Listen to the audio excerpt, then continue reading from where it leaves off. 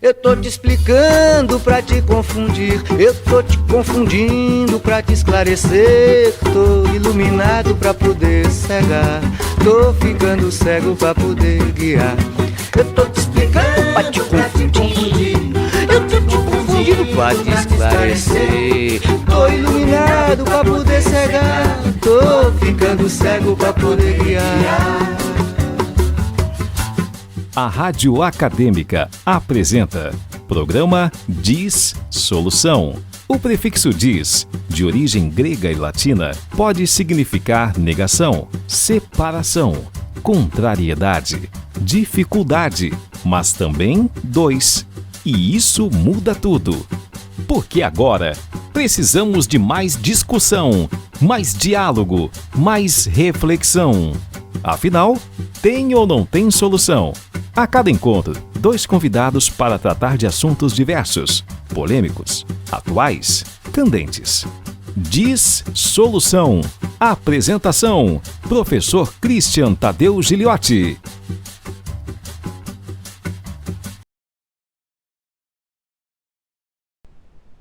Boa noite, caras e caros ouvintes da Rádio Acadêmica. Boa noite aos nossos espectadores do nosso canal do YouTube e do Facebook. Hoje nós temos mais um programa de solução e o tema de hoje é Que fazer? O papel dos institutos e universidades federais, dos movimentos sociais e da sociedade civil em meio à pandemia. Hoje nós temos 2 convidados muito especiais, por isso eu já peço a todos os ouvintes que compartilhem o link do canal, o link da Rádio Acadêmica e que também curtam e se inscrevam tanto na página do Facebook, para quem estiver vendo a gente pelo Facebook, ou na nossa página do YouTube. É muito importante a gente fazer o programa de hoje circular. Até porque nós temos 2 convidados muito especiais, são 2 pessoas que têm uma história em defesa de direitos humanos. Um deles é o Gilmar Mauro, que é membro da Coordenação Nacional do Movimento dos Trabalhadores Rurais Sem Terra, o MST.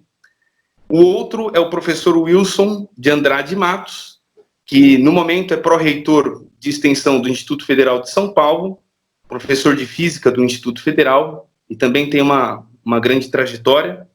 Em primeiro lugar, agradeço aos nossos convidados.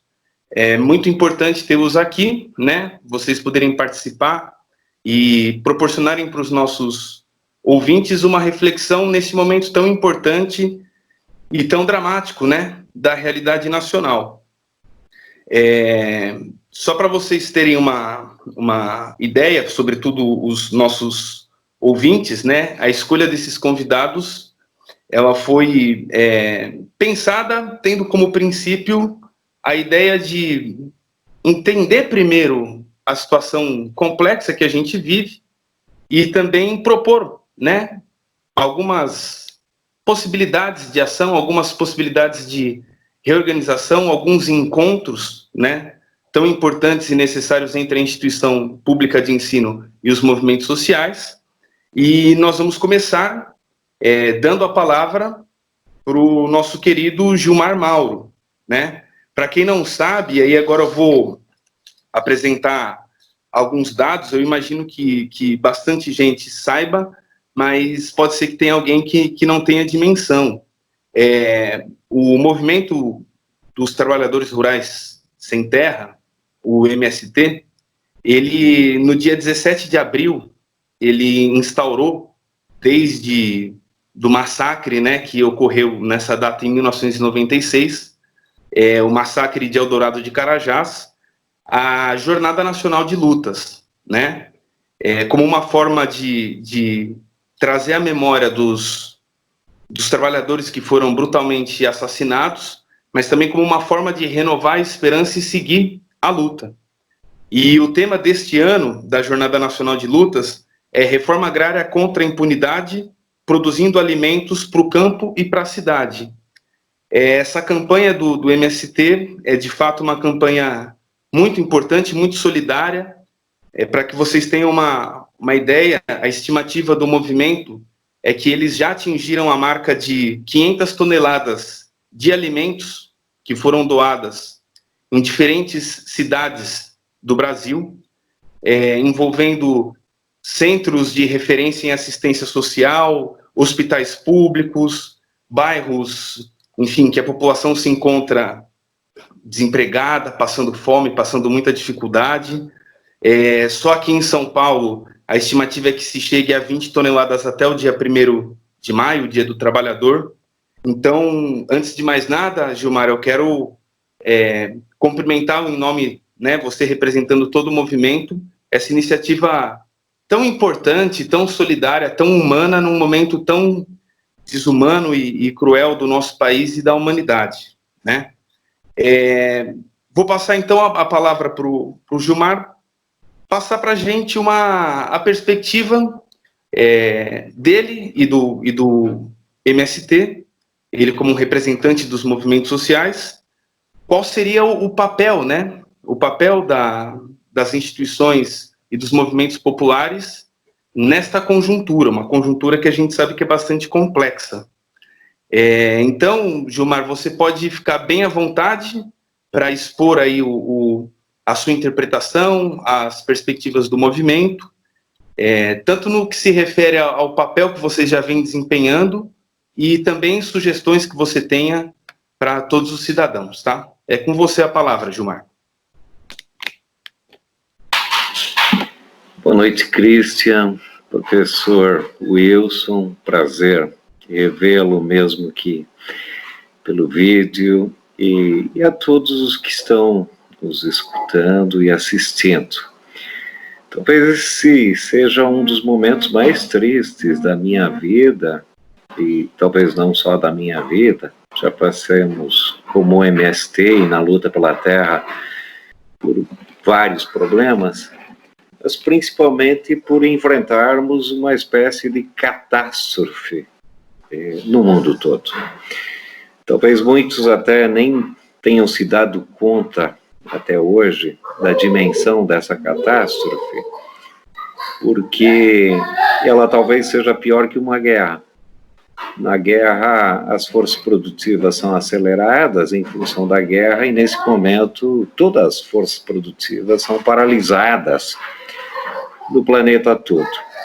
Nós já vínhamos de uma conjugação de várias crises, seja crise econômica gravíssima, com um índice de desemprego, fome e miséria muito intensos no mundo todo, com perspectiva de aumento, uma crise política, também os estados apodrecidos de forma geral e incapazes de dar respostas aos problemas já então vividos, e essas duas crises somada com uma crise social grave, a passos acelerados por um processo de barbárie social no mundo todo.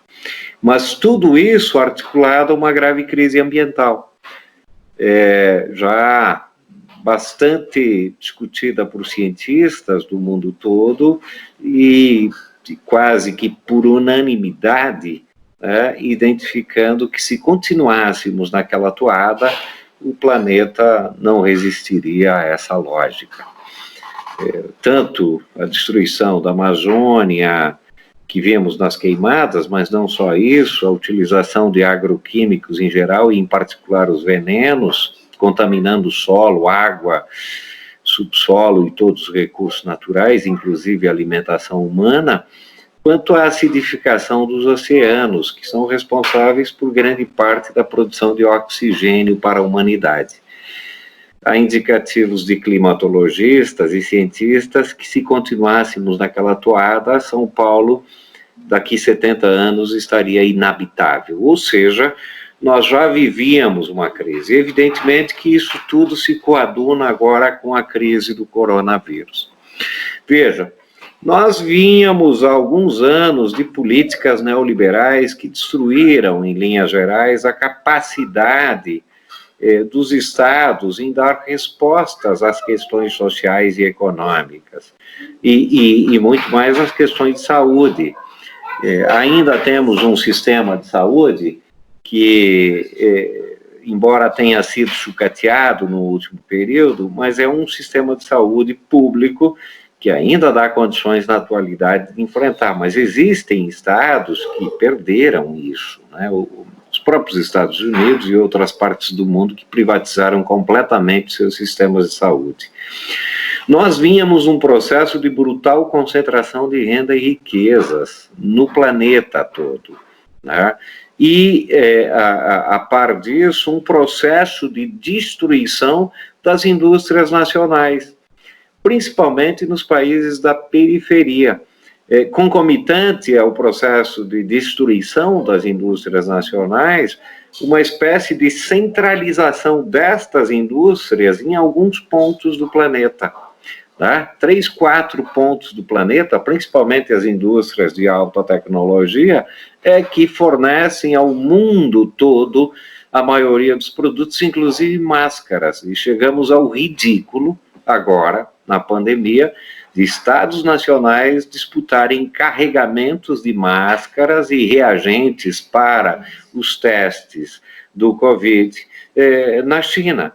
Então, esse processo de destruição do Estado, principalmente de políticas públicas, de conquistas históricas obtidas pela classe trabalhadora ao longo das últimas décadas, que já vem em curso, se articula com esse processo agora, que é de uma pandemia brutal, fruto, evidentemente, da degradação ambiental, a possibilidade, inclusive, Christian e ouvintes, de outras pandemias é muito real. Ou seja, eu não estou pregando causa aqui, mas vários cientistas indicam a possibilidade de outros tipos de pandemias acometerem o planeta todo, se perdurar essa lógica e esse sistema.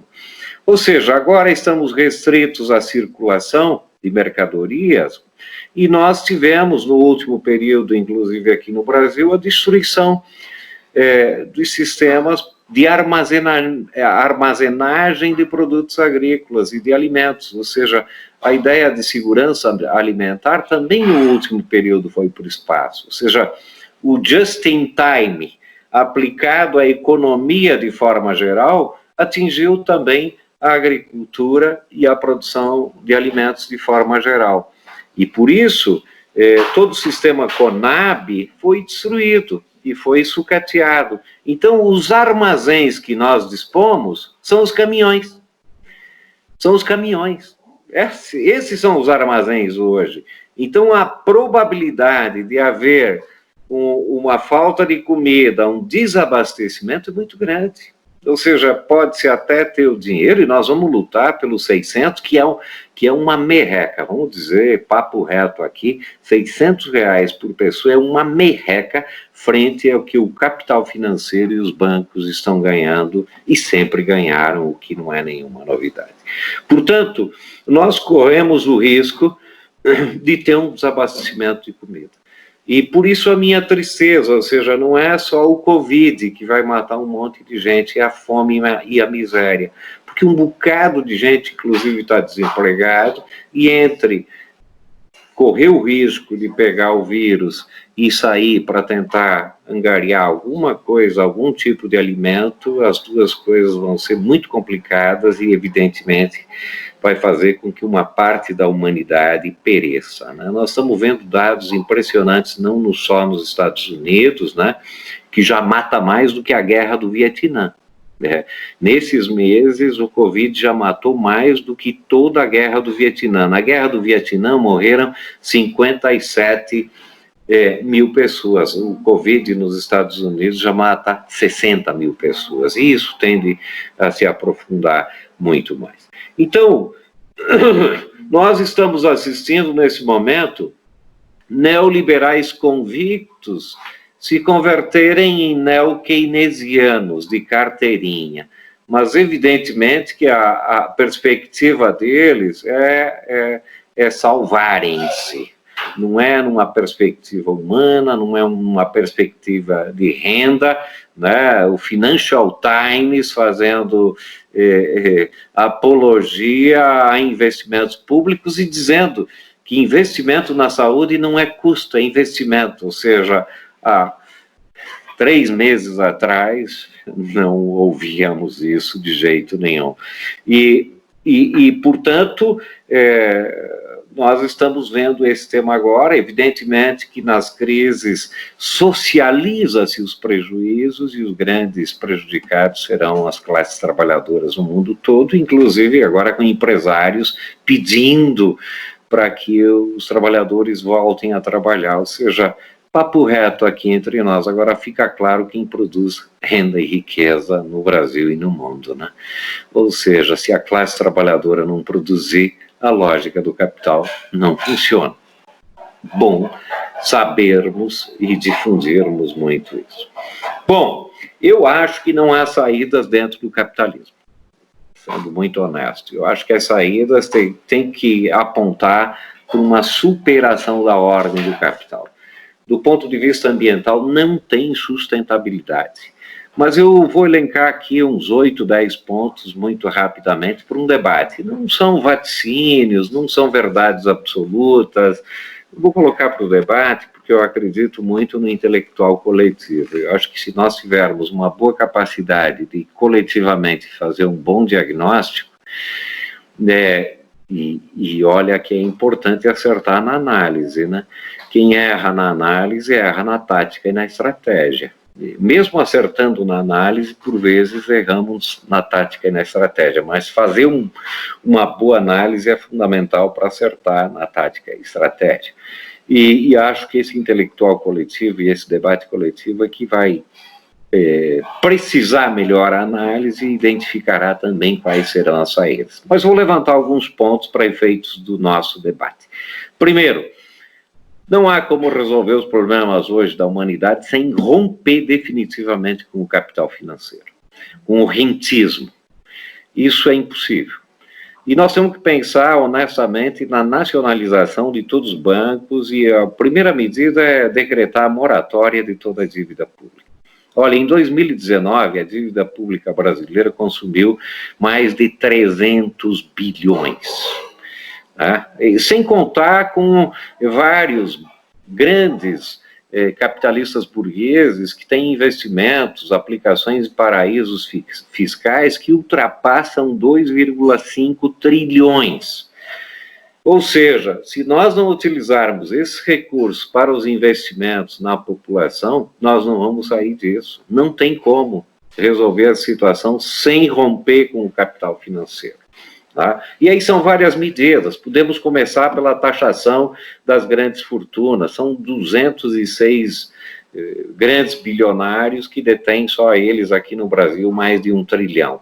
Ou seja, se eles não pagarem a conta nesse momento e recolhermos esse dinheiro para investimentos, nós não vamos superar a crise no Brasil e no mundo. Segunda medida, nós precisamos discutir a questão das indústrias. No último período, além da fragilização das indústrias nacionais, parou-se de investir em ciência e tecnologia, inclusive bolsas da CAPES foram cortadas, ou seja, um absurdo. Os terraplanistas, evidentemente, ao não acreditar na ciência, também impediram, em grande medida, que nossos estudantes tivessem acesso e pudessem continuar pesquisando. E todos nós sabemos que retomar o papel da indústria não é uma coisa de 1 ano, 2 anos, ou seja, existe investimento, às vezes são anos, são décadas, principalmente a indústria de ponta. Então, eu não tenho nenhuma dúvida que nós vamos ter que reconverter várias indústrias brasileiras para atender às necessidades imediatas do povo brasileiro. Agora, nesse momento, produção de ventiladores, de respiradores e de peças para isso e outras coisas. Mas são tantas reformulações que precisam ser feitas que é necessário, talvez, estatizar muitas das indústrias brasileiras, né? E evidentemente que nós não podemos continuar produzindo as quinquilharias mundo afora, né? Essas quinquilharias que extraem muita matéria-prima e produzem uma quantidade de lixo, produtos com prazo de validade determinado, enfim, que estão esgotando os recursos naturais de todo o planeta. Uma terceira iniciativa que nós devemos debater é transformar todos os recursos naturais, e aqui é terra, água, subsolo, enfim, as matas e biodiversidade, em patrimônio público, e tem que cumprir a função social. E aqui está uma questão que é a questão da reforma agrária. Talvez nunca na história a reforma agrária esteja tão posta e tão atual como nesse momento. Na Revolução Francesa, a reforma agrária interessava os capitalistas, né? Porque precisava de matérias-primas e precisava de mercado. Nas revoluções socialistas, a pauta da reforma agrária foi colocada, inclusive como forma de integrar o campesinato dentro das fileiras da revolução e, evidentemente, produzir comida. Hoje, a reforma agrária é uma questão para toda a humanidade. Eu não tenho nenhuma dúvida, Christian, professor Wilson, que quem tiver um pedaço de terra, água, uma casinha e comida no próximo período, de alguma forma vai ser um privilegiado.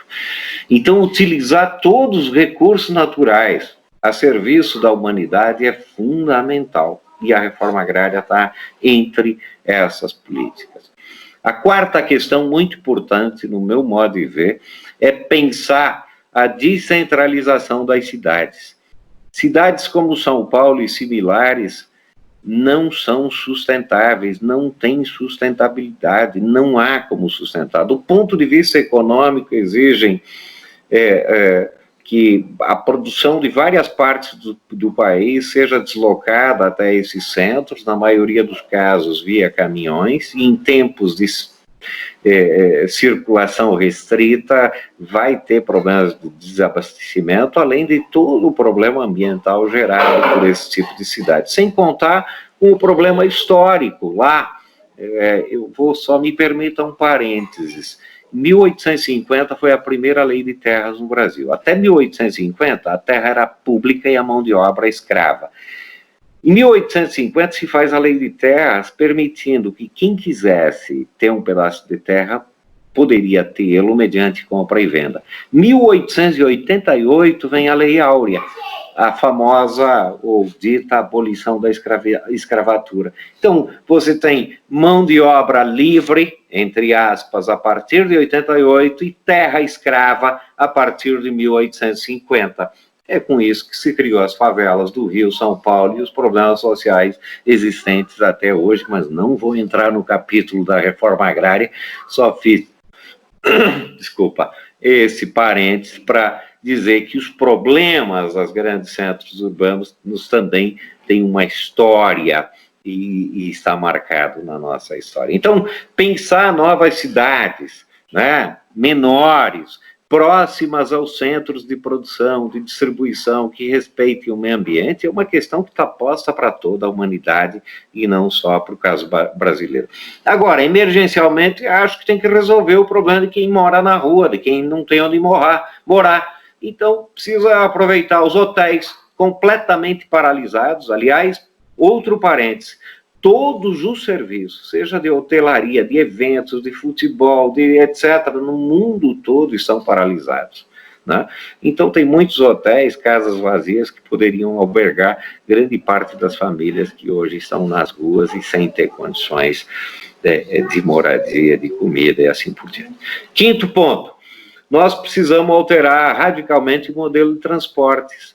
Esse modelo embasado no transporte individual e de caminhões, evidentemente que gera um impacto econômico e ambiental muito grande. Aí eis uma das questões de reconversão da indústria para produzir, né, meios de transporte e outras coisas que sejam economicamente muito mais viáveis e ecologicamente muito mais sustentáveis no próximo período. A sexta questão tem a ver com os meios de comunicação, tá?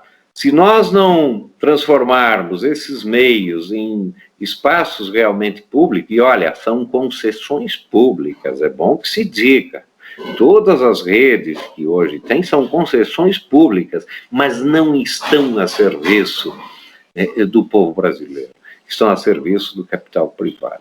Até mesmo os nossos espaços, Christian, Eu estou vendo tanta live nos últimos dias, live que projeta a própria life, né?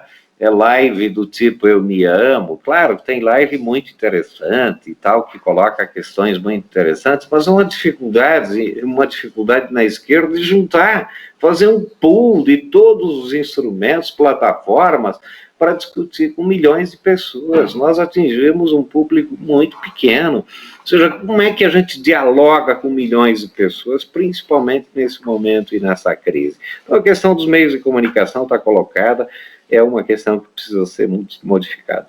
O 7º ponto que quero destacar é a questão dos hábitos alimentares. Hoje se fala, e até se propaga, as punks, né? Produtos alimentícios não convencionais, que de punks não tem nada, na verdade são mal chamadas punks, porque não convencionais são os empacotadinhos do supermercado dos últimos 30 anos, fruto dos conglomerados e da centralização de renda e riqueza. 6, 7 produtos viraram 80% da alimentação mundial, enquanto a humanidade há milhares de anos se alimenta de centenas de produtos. Então, mudar os hábitos alimentares, inclusive para evitar outros problemas, não é só a pandemia, são várias doenças que estão sendo causadas por esse tipo de comida, que não dá nem de chamar de alimentação. E nós temos que trabalhar isso, embora isso seja mais demorado, exija um processo de debate, são mudanças culturais, mas isso está na ordem do dia. E isso é importante para dizer uma outra coisa: é possível alimentar toda a humanidade com alimentações saudáveis e com agroecologia, se nós mudarmos efetivamente esses hábitos alimentares. O 8º ponto tem a ver aí, professor, e com vocês, com as universidades, sobre o conhecimento. O conhecimento é patrimônio público. Ou seja, mesmo o Instituto Federal, o professor Wilson sabe disso, e todas as universidades, assim como toda a educação, é financiado pelo povo brasileiro, pela mais-valia social extraída de cada um e cada um que trabalha nesse país. E, portanto, o conhecimento deve estar a serviço de toda a humanidade. Sabe? Minha opinião é que nós devemos quebrar qualquer tipo de patente, porque as patentes utilizaram-se do conhecimento da humanidade para alguém registrar e ganhar dinheiro em torno disso. Tá bom, o reconhecimento para quem inventou uma coisa nova, vamos dar. Ótimo, aplausos, mas o conhecimento deve estar a serviço de todo mundo. Então, professor Wilson, no meu modo de ver, nós precisamos abrir todos os institutos, todas as universidades para o povo brasileiro. Se precisar dar aula em cima de um carro de som, que assim seja, até serem criadas as condições para que todo mundo tenha acesso. Se nós não avançarmos na perspectiva da socialização do conhecimento, dificilmente a gente avançará numa perspectiva de mudanças mais profundas. Um 9º ponto tem a ver com a questão da cultura, arte, esportes, também esse tipo de cultura que privilegia, sei lá, o famoso, a famosa, e não abre espaço. Cultura amplo sentido, cultura tem a ver com o jeito de se alimentar, de se vestir, de se relacionar, mas tem a ver com arte, com música. Ou seja, se nós não abrirmos para todo o povo brasileiro ter acesso à diversidade da cultura, amplo sentido, e também dos esportes, eu vou ser papo reto com vocês, para mim os esportes têm que ser amador, é impossível, humanamente impossível nós continuar gostando da ideia de que um jogador de futebol ganha 1 milhão, 2 milhões por mês, enquanto tem a gente que morra de fome. Ou seja, os esportes têm que servir para a integração do povo, para a saúde, e não para ganhar dinheiro como hoje. E o último capítulo disso, talvez seja mais complexo, eu não vou poder aprofundar, tem a ver com o Estado. Eu não tenho nenhuma dúvida que é um apodrecimento de todo o Estado no Brasil e no mundo, porque o Estado sempre esteve, com raras exceções, mas sempre esteve a serviço do grande capital. E, inclusive, o Poder Judiciário. e Estado, amplo sentido, Poder Judiciário, Legislativo, etc., etc. Rever, rediscutir tudo isso, construir espaços para efetivamente discutirmos e aprofundarmos o tema do poder popular, para mim, está na ordem do dia. Tá? O direito público, eu sempre digo, o direito público deve se sobrepor ao direito privado. Isso não significa não respeitar as individualidades, as particularidades de cada ser humano, mas como sociedade, como sócios desta sociedade, nós temos que discutir a questão do poder popular e rever um monte de questões, seja nos municípios, seja nas assembleias legislativas, congresso, governos, formas de participação efetiva e discussão efetiva da sociedade que não seja marcada só pelas eleições cada 2 ou 4 anos. Isso está na ordem do dia. Eu quero concluir dizendo o seguinte: nós temos um cenário político no Brasil extremamente complicado. A possibilidade do impeachment está colocada, a possibilidade da reação do Bolsonaro e partir talvez por uma espécie de golpe também está colocado, como está colocado algum acordo no Centrão, numa perspectiva de continuar isso. Entretanto, as várias iniciativas dependem muito dos militares, viu? E, portanto, são saídas que não estão no âmbito agora, eu estou colocando no presente, nos próximos dias, da luta de formas clássicas do povo na rua. Nós estamos em casa, batendo panela, alguns, nas janelas, com dificuldade de sair às ruas. Então, é um cenário bastante complicado que nós vamos enfrentar no próximo período. A pandemia pode indicar para a humanidade que não dá para continuar dessa forma, e nós temos que aproveitar esse momento para debater. Muitos e muitas terão que enterrar os seus entes queridos num saco de plástico, sem poder sequer acompanhar, né? E talvez isso reflita, e nós tenhamos que aproveitar para fazer esse debate, aquela frase do nosso querido Carlito Maia, né? Nesse mundo a gente não precisa muitas coisas, nós só precisamos uns dos outros. Mas a lógica do individualismo exacerbado, provocado em toda a população está muito presente. Então não tenha nenhuma dúvida que nós vamos assistir muitas mortes, nós vamos assistir talvez muitos saques, nós vamos assistir talvez uma exacerbação do individualismo na ideia de na dificuldade eu me preservo e eu vou primeiro cuidar de mim, etc., mas também sem dúvida abre portas e janelas para nós fazermos um debate. Que tipo de sociabilidade nós queremos construir? É essa ou é outra? E se é outra, eu não tenho nenhuma dúvida que nós precisamos superar a ordem do capital e construir uma sociabilidade embasada em outros valores. A agricultura nos ensina uma coisa simples. Se nós quisermos colher abacate, plantemos abacateiros. Não dá de plantar limão querendo fazer uma transgenia para colher abacate depois. Portanto, se nós quisermos um mundo solidário, nós temos que plantar solidariedade. Se nós quisermos um mundo sem preconceitos, tem que superar aqui e agora. Se nós quisermos um mundo onde homens, mulheres, jovens sejam protagonistas, é preciso criar espaços de poder popular aqui e agora, inclusive dentro das nossas casas. Acho que está aberto para um grande debate, temos que aproveitar esse tempo para fazer esse debate. É isso. Obrigado.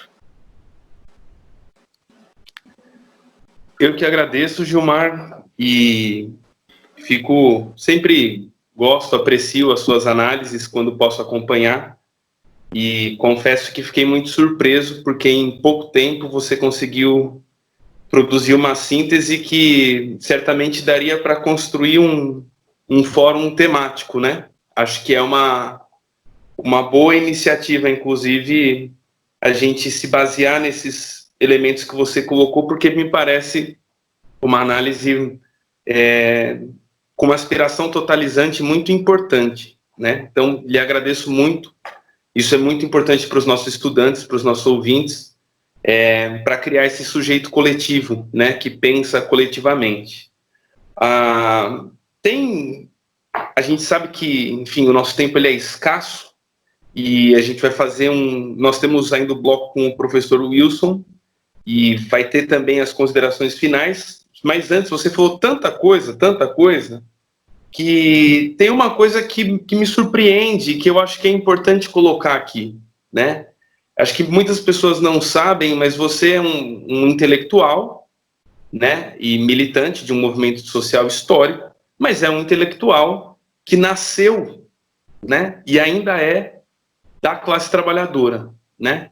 Nasceu, enfim, de uma família de camponeses, pequenos agricultores, viveu as experiências de ocupação e luta pelo direito à terra na origem do movimento, e acho que é muito importante os nossos estudantes, os servidores e a nossa comunidade compreender como um movimento social, como uma vida dedicada ao estudo, né, das ciências humanas, da área de biologia, da área de meio ambiente, como esse sujeito histórico e coletivo é capaz de construir trabalhadores como esse grande trabalhador e intelectual Gilmar Mauro. Então, acho que é muito interessante a gente compreender que o que foi dito aqui pelo Gilmar é por um intelectual trabalhador. Acho que é importante as pessoas compreenderem isso. Agradeço muito, viu, Gilmar? A gente vai tendo um finalzinho para fazer um bate-bola de considerações finais. Nós temos uma tradição aqui no programa, que é pedir uma música para os nossos convidados, para que a gente faça um intervalo. Então, eu gostaria que você sugerisse uma música que você considera pertinente para esse momento em que a gente vive e para depois a gente retornar com o professor Wilson. Oi, Christian, obrigado pelo intelectual aí. Só deixa eu te dizer, eu entrei no MST em 1985 numa ocupação de terra e foi essa organização MST que me permitiu um pouco do conhecimento que tem hoje, tá? Mas eu quero pedir a música Terra. Acho que é uma bela música nesse momento, é do Pedro Munhoz, vários gravaram, o Teatro Mágico gravou, você tiver aí tanto pela versão do Teatro Mágico ou do próprio Pedro Munhoz, vai ser legal, tá? Perfeito, Gilmar. Então, nós vamos escutar a canção da Terra, na versão do Teatro Mágico, que é bem interessante também. Mas convido os nossos ouvintes a pesquisarem o Pedro Munhoz, que é um excelente compositor e é um artista e lutador histórico. Enfim, acompanhem a música, prestem atenção na letra, reflitam sobre tudo que foi dito até agora. Nós voltamos em breve. Rádio Acadêmica, cultura, entretenimento e conhecimento. Fique ligado, radioacademica.com.br.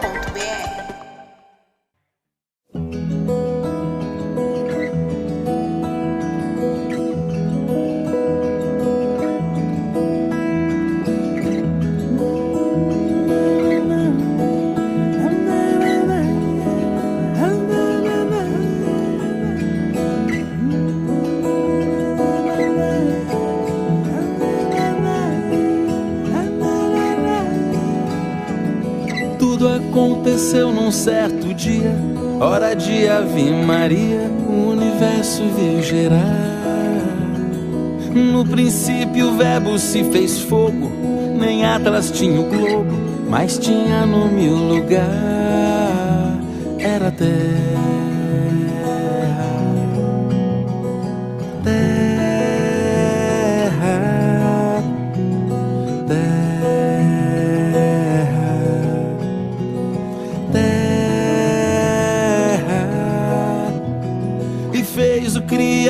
A natureza fez os campos e florestas, fez os bichos, fez o mar, fez por fim então a rebeldia que nos dá a garantia, que nos leva a lutar pela terra.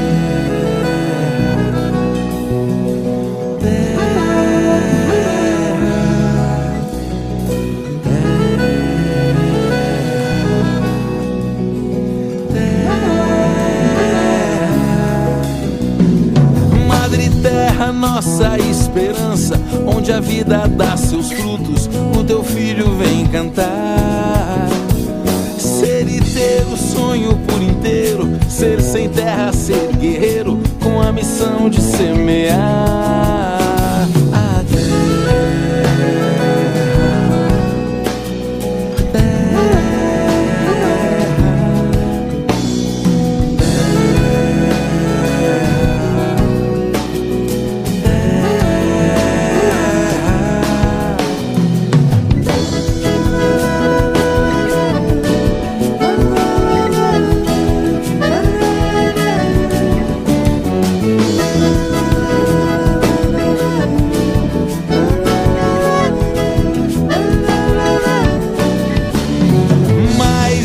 apesar de tudo isso, o latifúndio é feito um início que precisa acabar. Romper as cercas da ignorância que produz a intolerância. Terra é de quem plantar a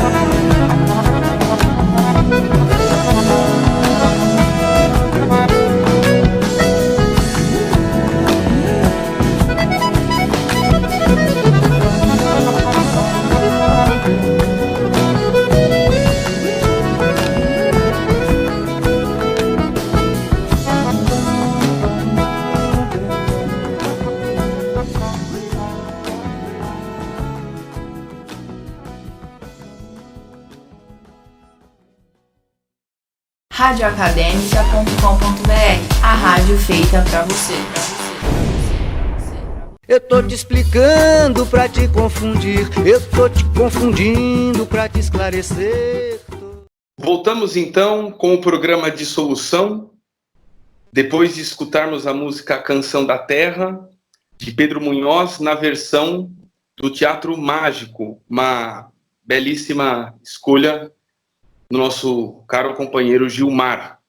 Agora, nessa segunda parte do programa, eu vou pedir para o professor Wilson fazer uma exposição agora do ponto de vista do Instituto Federal de São Paulo, mas também das instituições de ensino públicas federais, né? Professor Wilson de Andrade Matos, que tem uma trajetória como um defensor, um lutador pelo direito à educação pública gratuita e de qualidade de muitos anos, né? Formado em física pela PUC, São Paulo, também licenciado em física pela Universidade de São Paulo. Ele é professor da rede estadual de ensino, ele trabalhou como professor na rede estadual de ensino entre 1992 e 2006, né? Um dado importante porque é alguém que hoje ocupa uma posição estratégica na instituição, mas que teve uma história na escola pública de São Paulo, que há muitos anos vem sendo sucateada, né? E está na nossa instituição desde 2006, né? Desde 2013, depois de atuar como docente, ele está na condição de pró-reitor de extensão, né? Ele foi coordenador geral do Fórum de Pró-Reitores de Extensão da Rede Federal, da Educação Profissional Científica e Tecnológica, e fez parte da Comissão de Especialistas da Câmara de Educação Superior do Conselho Nacional de Educação, com uma atuação voltada para a formulação de diretrizes nacionais da extensão no âmbito da educação superior brasileira, isso entre os anos de 2017 e 2018. Antes de passar a palavra para o professor Wilson, a quem eu agradeço mais uma vez por participar do programa, eu acho que é importante a gente passar alguns dados, muito rapidamente, para que os ouvintes, enfim, a nossa própria comunidade acadêmica, mas também os membros de movimento social que porventura estejam vendo o programa e toda a comunidade em geral que acompanha o nosso programa, a rede federal de ensino, especialmente os institutos federais, é uma rede relativamente recente, com as características que ela tem hoje, mas ela tem uma longa história, né? É uma história que remonta ao início do século XX, numa época em que o Brasil é ainda muito pouco industrializado, ele ainda era quase que completamente rural, né? A economia era praticamente toda rural, e nós tínhamos a Escola de Artífices e Aprendizes, que era o que deu origem ao que hoje se tornou um Instituto Federal, e que, à época, tinha como foco os estudantes, que, na verdade, quem estudava nessa escola eram crianças muito carentes, assim, do ponto de vista material. Inclusive, havia exploração do trabalho dessas crianças ali. Isso é muito importante, porque é uma longa trajetória que eu não vou colocar aqui em detalhes, mas houve um processo de muita luta até a gente se transformar em Instituto Federal, que tem uma série de características inclusivas que o próprio professor Wilson pode expor. E mesmo assim é muito pouco. Então, só para a gente dimensionar em termos do público que a gente atende e o quanto que falta, né? Como o próprio Gilmar colocou, nós precisamos da universidade pública, do Instituto Federal, para todos, né? E hoje nós somos 38 institutos federais, 2 centros federais de educação tecnológica, 22 escolas técnicas que são vinculadas a universidades federais e o Colégio Pedro II, né, um colégio tradicional. São 661 unidades espalhadas por todo o território nacional. E isso abarca mais de 1 milhão de estudantes, né? Então a gente está falando de mais de 1 milhão de estudantes que hoje têm acesso a uma educação pública gratuita, de qualidade, com uma série de iniciativas inclusivas. No âmbito das universidades federais, nós temos em torno de 69 universidades hoje, que também abarcam mais de 1 milhão de estudantes. Agora, isso a gente sabe que é muito pouco, a gente está falando aí de 2,5 milhões de estudantes. O que isso representa, né, em termos de demanda, em termos de direito dos jovens e mesmo dos trabalhadores via educação para jovens e adultos, né, aqueles que são mais velhos e não tiveram oportunidade de estudar durante a infância e adolescência, é muito pouco, né? É muito pouco mesmo. No entanto, esse muito pouco é muita coisa perto do que a gente teve e experimentou historicamente no nosso país. Principalmente se levarmos em conta que praticamente 60% dos estudantes da rede federal, isso no nível universitário, tem renda familiar per capita de até um salário mínimo. E o Gilmar conhece essa realidade, são famílias de baixa renda, mas que não são exatamente o conjunto da classe trabalhadora brasileira, porque tem gente que vive aí em situação de miséria, né? Que, enfim, são as contradições do nosso país, da nossa nação, do nosso continente. Então, Wilson, vou pedir para você agora, com bastante liberdade, fazer uma exposição sobre como que você está interpretando a nossa conjuntura e aí, do ponto de vista dos institutos e universidades federais, qual é o papel dessas instituições tão importantes nesse momento de pandemia e agora, né, incrementado com uma belíssima análise do Gilmar, mas muito grave ao mesmo tempo essa análise, de crise. Né? Pandemia, mas não só a questão da pandemia, mas de crise em várias dimensões.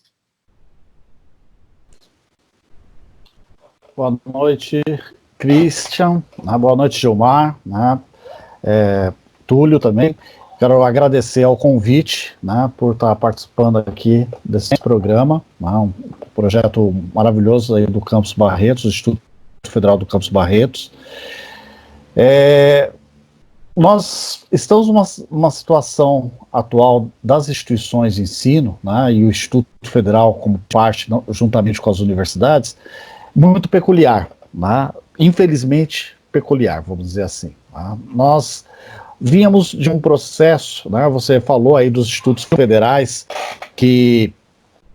da sua criação centenária, né, mas a mudança dele a partir de 2008, virando os institutos federais, tendo essa questão de status universitário, de ter na sua política de acesso, né, que estudantes, 50% sejam estudantes de escolas públicas, que respeite a questão das cotas étnico-raciais, né, a questão de cotas para pessoas com deficiência. Isso coloca uma instituição de ensino a serviço de um grupo que estava descartado desse processo, descartado, né, do acesso à universidade, do acesso às instituições como a nossa de educação profissional. É claro que só o acesso não basta, né? Nós temos que garantir a permanência desse estudante, né? E por isso as várias políticas que tinham como o programa da assistência estudantil, né? O PAP, que são programas para garantir a esse estudante que ele possa entrar, né, no instituto e permanecer no instituto. Eu quero aqui ressaltar, né, que os institutos federais, como as universidades, ele é o loco de produção de conhecimento, né, conhecimento crítico, né, um conhecimento que não é conformista, um conhecimento que contribua para a transformação radical da sociedade, né? Florestan Fernandes já nos colocava isso, né? Então a gente precisa ter que a universidade e os institutos também sejam esse local de fazer essa contribuição com a sociedade. E às vezes a academia, falando de uma forma genérica, né, ela, apesar de contribuir para o desenvolvimento da sociedade, né, ela também, em alguns casos, contribuía para a manutenção do capitalismo, é claro, né, seja através de tecnologias, né, que estão sendo utilizadas, que muitas vezes até retiram o trabalhador, né, do seu local de trabalho, né, mas ela contribuía para o capitalismo, ela contribui, né, contribui para a sociedade como um todo, né. Mas a universidade, a academia, ela tem que ser entendida como sendo uma estratégia política da emancipação desse trabalhador. Há pouco mais de 100 anos, né, em 1908, houve uma revolução, vamos dizer assim, né, que foi a reforma de Córdoba. Essa reforma de Córdoba, onde a sociedade, né, acadêmica entendia que aquela instituição ela não podia servir só para um grupo, né, que ela tinha que ter uma ligação com essa comunidade que pagava essa instituição, que garantia a existência dessa instituição, mas que fosse mais amplo. Então ela se coloca a pergunta: tá, nós temos o conhecimento, nós produzimos conhecimento, mas a quem servir? Então essa questão colocada na reforma de Córdoba é o que vai dar tom, né, durante ao longo desse século em muitas instituições, principalmente por meio da pesquisa aplicada, da extensão, né, essa pergunta ela é tentada responder. A universidade ela começa a trabalhar de uma forma mais ligada aos movimentos sociais também, mas também à sociedade organizada como um todo, né? E isso, de certa forma, incomoda aqueles que querem deter, né, que querem utilizar a estrutura pública, né, para os seus interesses, né? E aí, nesses governos de matizes neoliberais, a participação dessas universidades dessa forma é algo que causa nada agradável para eles. Então eles querem buscar, né, uma negação, né, das instituições públicas de ensino, das universidades, dos institutos, né? Tanto é que na década de 90 nós vivenciamos já essa desestruturação tanto de pessoal como de investimentos nas universidades, nos institutos de pesquisa, e agora, nesse momento, né, juntam-se outros fatores mais perigosos, né? O Gilmar citou a questão do terraplanismo, né, que é a negação da ciência, que muitas vezes o terraplanismo pode virar chacota, mas essa é uma das facetas da negação da ciência. Nós temos campanhas contra vacinas, né, que tiveram em vários momentos aí, o que pode prejudicar a questão de erradicação de doenças que já estavam como erradicadas, né, ataque aos servidores públicos, né, como trabalhadores merecedores de respeito e de investimentos, estrangulamento dos orçamentos de ciência e tecnologia, da educação como um todo, mas também da educação superior, né, dos institutos federais, das universidades, e ainda as reformas que nós vivenciamos pós-golpe, né, a reforma da educação, trabalhista, previdenciária, né. Todas essas reformas, né, elas fazem um estrangulamento orçamentário, né, e toda ela é baseada numa campanha que muitas vezes, né, e o Gilmar coloca, né, a questão das grandes mídias, porque elas defendem, né, apesar de ser concessões públicas, elas trabalham em termos do grande capital. Então, os meios de comunicações, eles contribuíram nessa campanha difamatória da ciência e das universidades e dos institutos federais. Eles contribuíram. E é lógico também nas outras reformas, a reforma da Previdência, né, de um lado a esquerda denunciava que ao ser desmontado o sistema previdenciário junto estavam sendo destruída a assistência à saúde, ou seja, estava sendo destruído um sistema que universalizava o acesso à saúde, que é o SUS, né, que apesar dos seus problemas, que na maioria era por conta de falta de investimentos, por falta de investimentos, era uma das maiores conquistas que nós tínhamos desde a Constituição de 88. Né? Então não tínhamos, desde o golpe de 2016, né, nós tínhamos, até o início desse ano, um avanço enorme desse projeto neoliberal que desarticula as estruturas do Estado, principalmente aquelas que garantem esses direitos básicos por meio dos serviços públicos. A ciência foi a todo momento achincalhada, juntamente com as universidades. Né? Foram criadas narrativas que davam sustentação a essa destruição que era feita dos serviços públicos. E a mídia era uma grande parceira na divulgação dessas narrativas. Né? Elas não se consolidaram. Então, para o cidadão comum, ficou assim, olha, não, as universidades são um conjunto de pessoas privilegiadas, né, com altos salários, e que não tem nenhuma comunicação com a sociedade, não tem nenhuma serventia para a sociedade. Os professores foram quase que classificados como criminosos. Eles passam a ser vigiados e denunciados nos seus locais de trabalho.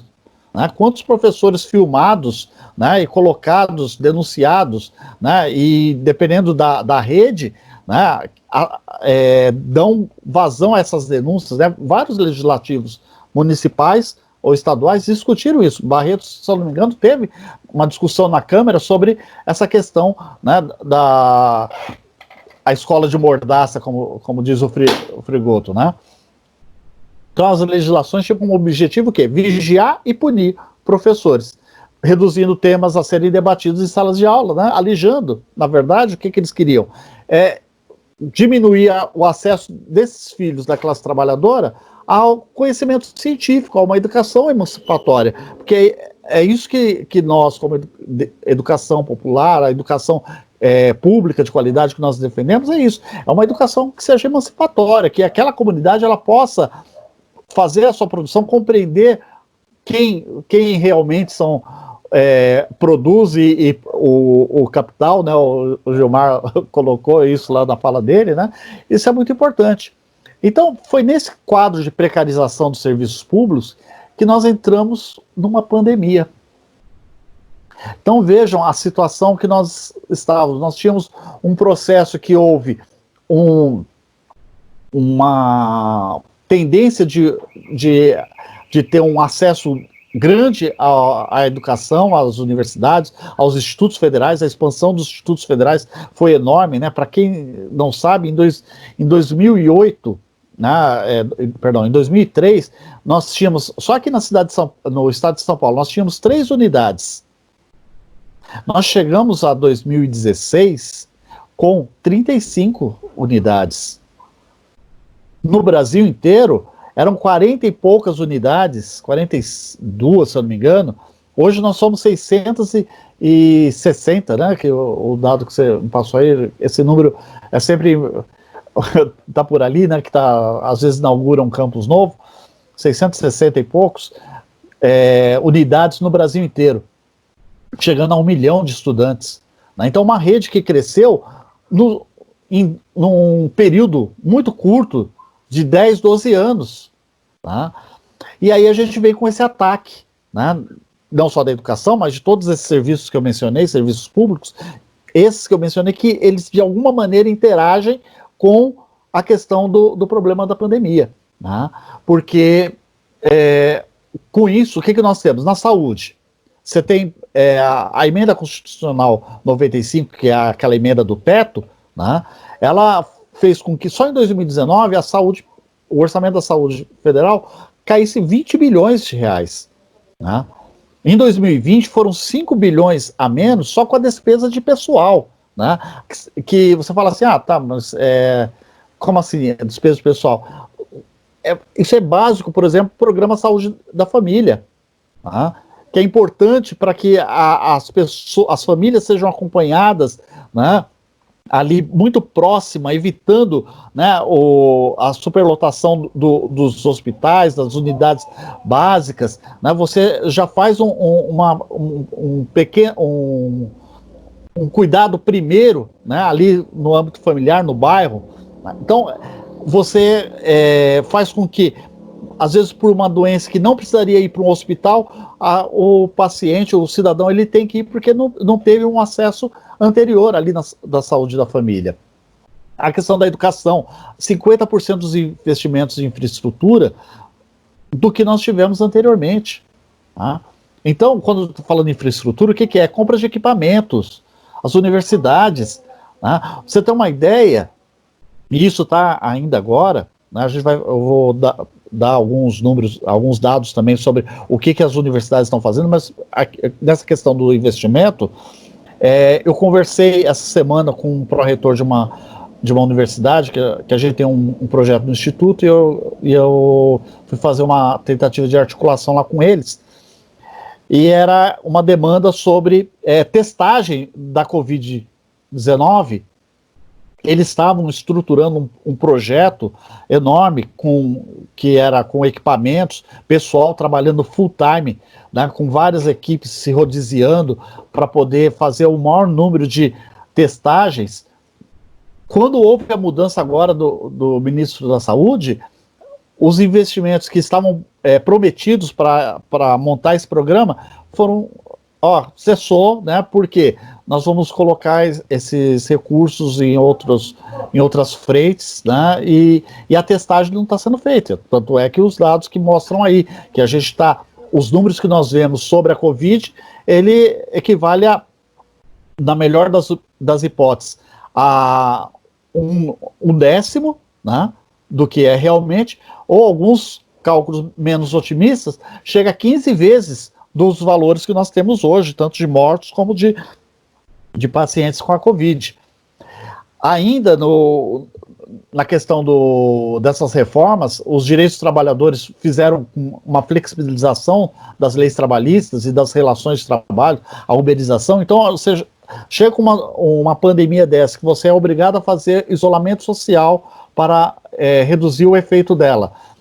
E as pessoas não têm os seus direitos trabalhistas garantidos, né? E no bojo disso é aprovada a carteira verde e amarela, né? Onde o FGTS, o seguro-desemprego, tudo isso aí é tungado do trabalhador, né? A questão da uberização, o vínculo do trabalhador com o empregador desaparece, né? Ele é um empreendedor que ele não que não é dono de nada, não é dono do meio de produção, né?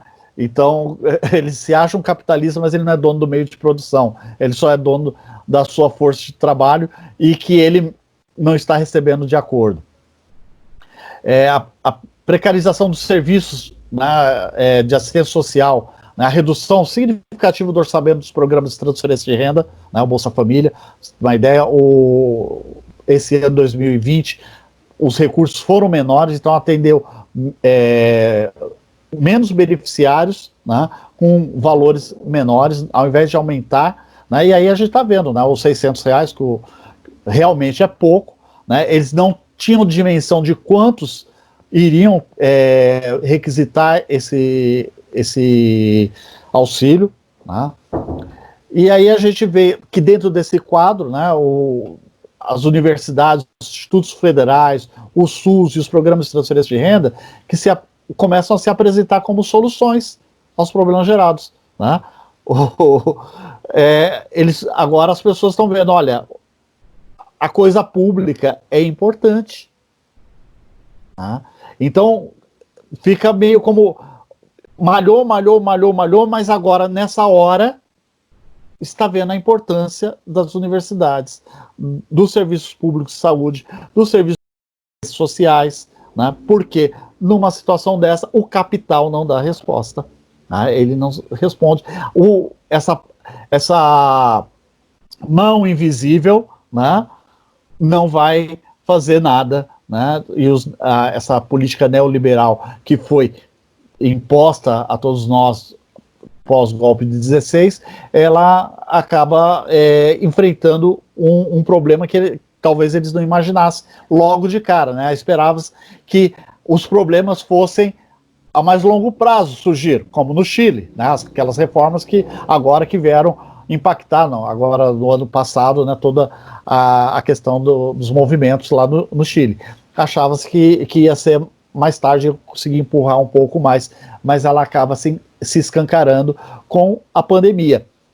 E essa pandemia, ela realmente dá um tapa, né, na cara, no sentido de, olha, a ciência, as universidades estavam avisando dos desequilíbrios, né, nos vários setores, sejam econômicos, seja meio ambiente, né, mas você estava criando uma narrativa de que isso era ideológico, que isso não era científico, que isso não valia. Então, no efeito estufa, a questão da camada de ozônio, né, nada desses alertas científicos não deveriam ter crédito. Tá?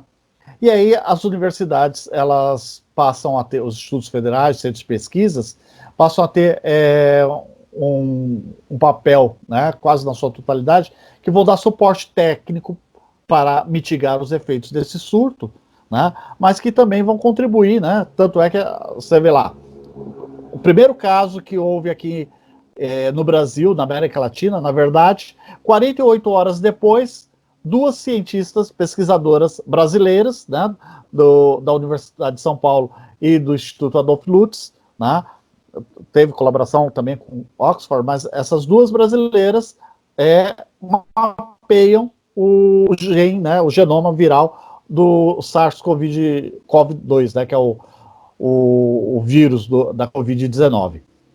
Então, vejam como é emblemático, né, esse efeito, né? Tem vários emblemáticos, né? A questão da mulher, a questão negra, né? Então, tudo uma questão, né? Coisa de comunista, né? Que alguns vão dizer, né? Fala de gênero, fala étnico-racial, mas foram instituições públicas, pesquisa pública, que apesar do sucateamento, que apesar da diminuição das bolsas, CAPES, FAPESP, CNPq, foram essas pessoas, né, como é o nome dela? A Jaqueline, inclusive, é bolsista, FAPESP, né, pós-doutoranda bolsista. Então, são coisas que a gente já alertava da importância. Mas a população, no geral, o cidadão comum, muitas vezes ele não consegue ver essas ações das universidades. Parece meio distante. Tá? E talvez aí seja algo para nós aprendermos como essa aproximação. Eu sou da área da física, apesar de ser da área do ensino de física, né? Existem alguns conhecimentos gerados no âmbito da física que parecem, isso aí não vai servir para nada, né? No âmbito da astronomia, da física nuclear, ou da física da matéria, ou mesmo, né, das teorias, né, das forças primordiais, teoria de cordas, mas esses conhecimentos, eles geram tecnologia, né? Os computadores quânticos, né, vêm desses estudos de ciências básicas, né? Então, é importante a ciência, e uma nação, para ser forte, para poder concorrer, ela precisa ter produção científica forte, senão ela vai continuar vendendo insumos, produtos in natura, não vai fazer ganho em cima daquilo com ganhar valor, né? Agregar valor. As universidades, elas têm trabalhado, né, com enfrentamento. Eu dividi algumas categorias aqui, que tem sido o trabalho das universidades, uma delas é a questão da morfologia do vírus. Então, é conhecer como que o vírus funciona, como esse estudo aí da Jaqueline e da Esther, né? Conhecimento desse vírus, sua estrutura, o comportamento, as fraquezas desse vírus, para tentar entender como ele funciona, e é lógico que a outra categoria é a patologia, né? Os efeitos dessa doença, né? A farmacologia, como que isso vai sendo analisado, a questão das terapias, né, como novos tratamentos, acompanhamento dos efeitos e aprovação dos tratamentos. Eu busquei o que as universidades públicas, eu coloquei não só as federais, mas as estaduais também, né, nesse bojo, e os institutos federais, para fazer essas categorias. A outra é na parte de simulações, estudos de comportamento da população, os avanços dos casos, meios como ele se propaga, as plataformas e algoritmos para poder entender esse funcionamento, para poder ver como que está esse crescimento. O Nicoleles, né, ele faz parte da equipe técnica, né, o comitê técnico que os governadores do Nordeste, e aí a gente vê quando gestores públicos, né, conscientes, eles montaram lá, os governadores do Nordeste, um comitê técnico, né, baseado em ciência, para tentar compreender os avanços e como que mitiga ou faz o enfrentamento da Covid. O Nicoleles é um deles, mas além do Nicoleles, tem outros grandes cientistas, né, de várias áreas, e aí ele estava falando numa entrevista que ele deu sobre o estudo de fluxo entre as cidades e os estados lá do Nordeste, para tentar entender quais os possíveis lugares que ampliaria a contaminação, que chegaria a determinadas regiões lá do Nordeste. Então, a ciência, e aí você envolve matemático, né, porque parece que, como é uma doença, os setores que vão estar envolvidos são os setores da saúde somente. Não, né, a gente está envolvendo todos os setores do conhecimento, inclusive aqueles que são malhados tantos, né, que são o pessoal das humanas, né, Christian? Que precisa compreender a sociologia da coisa, a psicologia da coisa, então você precisa entender como o social está influenciando também na expansão dessa doença, né? Então, as simulações é uma outra categoria. A outra categoria é a terapêutica ou diagnóstica, né, desenvolvimento de métodos, fármacos, equipamentos para utilização no tratamento hospitalar e pós-hospitalar. Aí entram, por exemplo, os respiradores, que várias universidades e institutos federais estão trabalhando na produção, né, de respiradores, melhorando. A Universidade Federal da Paraíba, juntamente com o Instituto Federal da Paraíba, desenvolveu um modelo de respirador que é muito mais barato, e o Gilmar fez a provocação, né, de liberar as patentes, e esse projeto, ele foi liberado a patente para as indústrias poderem produzir no combate e no enfrentamento à Covid-19. Agora, é lógico, deveria ter uma política de governo, como, eu não estou falando de coisas de países socialistas, não, estou falando dos Estados Unidos, né? Eles determinaram que as indústrias ali iam trabalhar, né, algumas das indústrias iam trabalhar para a produção de materiais que seriam utilizados no combate ou no enfrentamento da Covid. Então, a universidade fez o desenvolvimento da tecnologia. Agora, a escala de produção, a universidade não tem isso, ela não é o papel dela. ela pode contribuir, está contribuindo, inclusive, em produção de respiradores, manutenção de respiradores, né, desenvolvimento de acessórios que modificam. Nós acabamos de receber aqui, numa chamada pública que nós temos, uma proposta de uma prefeitura, que foi encaminhada agora para alguns campos, para tentar fazer uma maximização da utilização do respirador. Um mesmo respirador atender 2 pacientes. Então, isso está sendo estudado lá pelos campi, né, para ver se desenvolve esse projeto. São coisas que a gente pode contribuir e está contribuindo, né, dentro dessa questão de terapêutica e diagnóstica. Parte de profilaxia e proteção, né, produção de álcool gel, produção de outros produtos, sabonetes, detergentes, né, máscaras, tantas de tecidos como aquelas face shields, né, isso está sendo produzido em grande escala. O Instituto Federal de São Paulo está numa produção, e aí o Campos Barretos, né, estão de parabéns o pessoal do Campos Barretos, com a produção do álcool gel também, com a produção de máscaras. A nossa instituição, ela se colocou, logo de cara, não teve que ter uma chamada da reitoria, vai ter que fazer, não sei o quê. Não, o pessoal já começou, posso ajudar nisso, posso ajudar naquilo. A reitoria viu recursos para que pudesse ser efetivados, né? Mas a gente vê que grupos de pesquisadores, que grupo de extensionistas, grupo de servidores dos mais variados formações, as mais variadas formações, contribuindo para isso, né? Inclusive na outra aqui, que é apoio aos serviços públicos, né?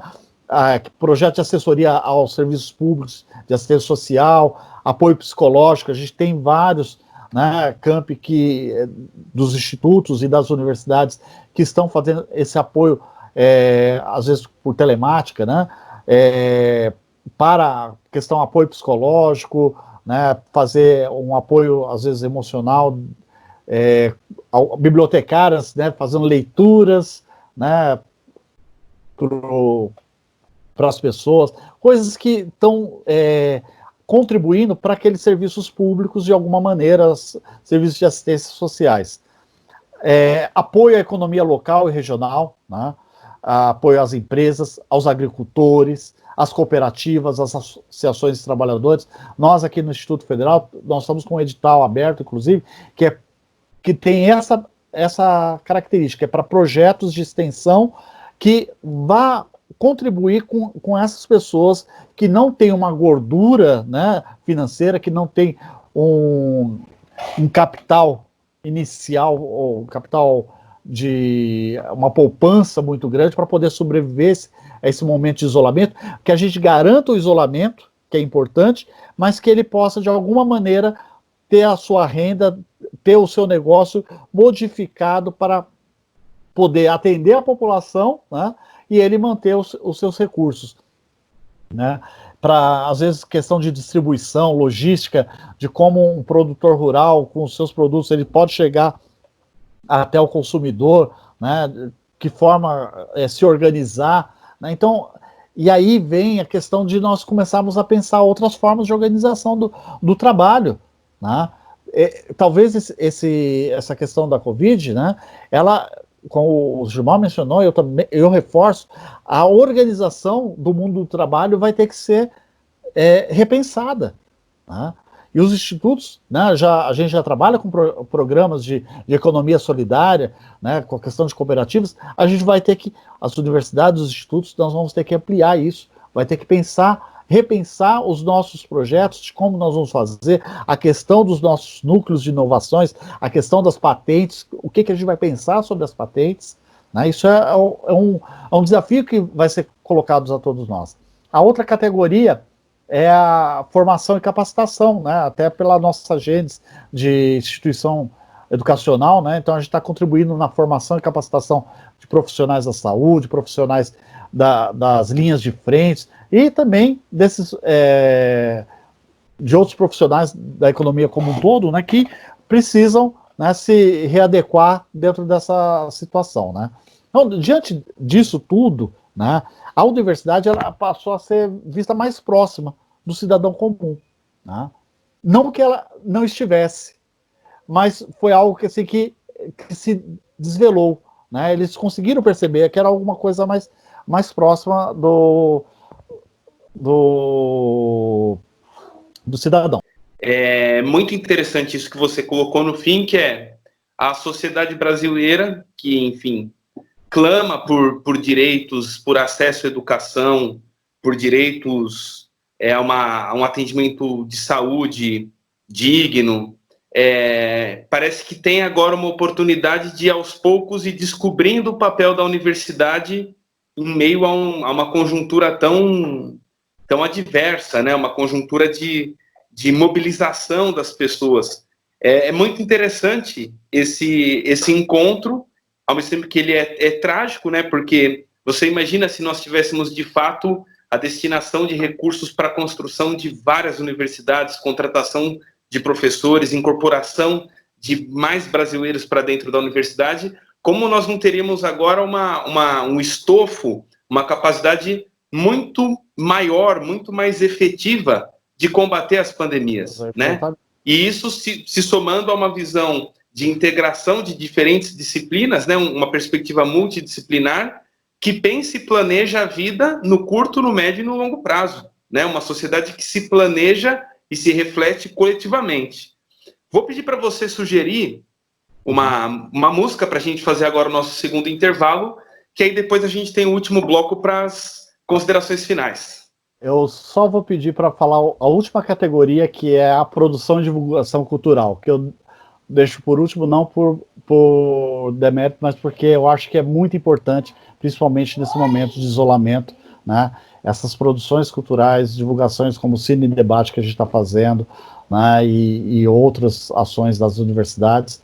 E aí eu acho que é bem isso mesmo, né? Que a universidade ela começa a ficar mais visível, né? Eu acho que as pessoas que estão começando com esse contato, tanto do nosso lado, vai gostar mais. Então, acho que isso enriquece essa extensão, enriquece a comunidade visualizar tudo isso aí. E como eu mostrei, né, que no dado momento estavam sendo malhada, né, as instituições públicas, as universidades, e agora estão se enxergando a importância. Eu vou pedir uma música do Chico Buarque, da Ópera do Malandro, que é Geni e o Zeppelin, né? Justamente porque, em dado momento, ela vive sendo malhada, mas quando a cidade está em perigo, eles clamam pela ajuda da Geni. É uma excelente analogia, né, professor? Muito espirituosa. Enfim, a universidade, os institutos federais, os movimentos sociais, né? Todos nós que somos transformados em... O SUS, né? que fomos transformados em Geni durante muito tempo, talvez desde sempre, né? Nesses momentos de crise, com muita dificuldade, a gente consegue fazer ainda a diferença. Então, Túlio, por favor, coloque aí Geni e Zeppelin, do Chico Buarque, e já a gente volta para o último bloco. Oferecimento Instituto Federal de São Paulo, Campus Barretos. Educação pública, gratuita e de qualidade. Acesse www.ifsp.edu.br/Barretos e conheça a nossa instituição.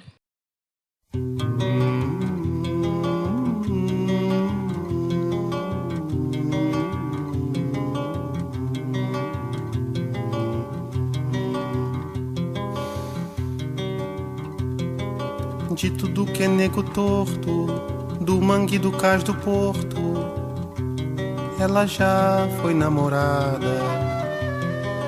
O seu corpo é dos errantes, dos cegos, dos retirantes, é de quem não tem mais nada. Dá-se assim desde menina, na garagem, na cantina, atrás do tanque, no mato. É a rainha dos detentos, das loucas, dos lazarentos, dos moleques do internato. E também vai a miúde, com os velhinhos sem saúde, e as viúvas sem porvir. Ela é um poço de bondade e é por isso que a cidade vive sempre a repetir. Joga pedra na Geni, joga pedra na Geni. Ela é feita pra apanhar, ela é boa de cuspir. Ela dá pra qualquer um, maldita Geni. Um dia surgiu brilhante, entre as nuvens flutuante, um enorme zeppelin. Pairou sobre os edifícios, abriu 2000 orifícios, com 2000 canhões assim. A cidade apavorada se quedou paralisada, pronta pra virar geleia. Mas do zeppelin gigante desceu o seu comandante, dizendo: mudei de ideia. Quando vi nesta cidade tanto horror e iniquidade, resolvi tudo explodir. Mas posso evitar o drama se aquela formosa dama esta noite me servir. Essa dama era Geni, mas não pode ser Geni. Ela é feita pra apanhar, ela é boa de cuspir. Ela dá pra qualquer um, maldita Geni. Mas de fato logo ela, tão coitada, tão singela, cativara o forasteiro. O guerreiro tão vistoso, tão temido e poderoso, era dela prisioneiro. Acontece que a donzela, isso era segredo dela, também tinha seus caprichos. E a deitar com homem tão nobre, tão cheirando a brilha cobre, preferia amar com os bichos. Ao ouvir tal heresia, a cidade em romaria foi beijar a sua mão. O prefeito de joelhos, o bispo de olhos vermelhos e o banqueiro com 1 milhão. Vai com ele, vai Geni, vai com ele, vai Geni. Você pode nos salvar, você vai nos redimir. Você dá pra qualquer um, bendita Geni. Foram tantos os pedidos, tão sinceros, tão sentidos, que ela dominou seu asco. Nessa noite lancinante, entregou-se a tal amante, como quem dá seu carrasco. Ele fez tanta sujeira, lambuzou-se a noite inteira, até ficar saciado. E nem bem amanhecia, partiu numa nuvem fria, com seu zeppelin prateado. Num suspiro aliviado, ela se virou de lado e tentou até sorrir. Mas logo raiou o dia e a cidade em cantoria não deixou ela dormir. Joga pedra na Geni, joga bosta na Geni. Ela é feita pra apanhar, ela é boa de cuspir. Ela dá pra qualquer um, maldita Geni. Joga pedra na Geni, joga bosta na Geni. Ela é feita pra apanhar, ela é boa de cuspir. Ela dá pra qualquer um, maldita Geni. Eu tô te explicando pra te confundir, eu tô te confundindo pra te esclarecer. Chegamos, enfim, ao último bloco. Acabamos de escutar Geni e o Zeppelin, sugestão do professor Wilson.